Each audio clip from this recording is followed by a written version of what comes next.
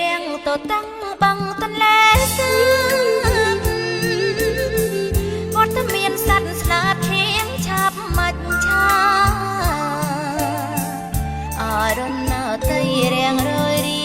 បការក្រលើទឹកព្រែក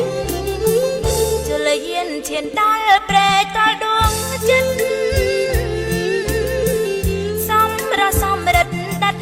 ជាប់កែវភ្នែកឃុំកោះជីវាំងផ្ការីកាំងមេ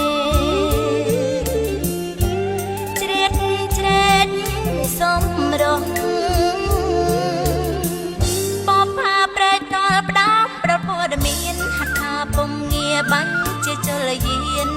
ហ៊ានចូលព្រៃ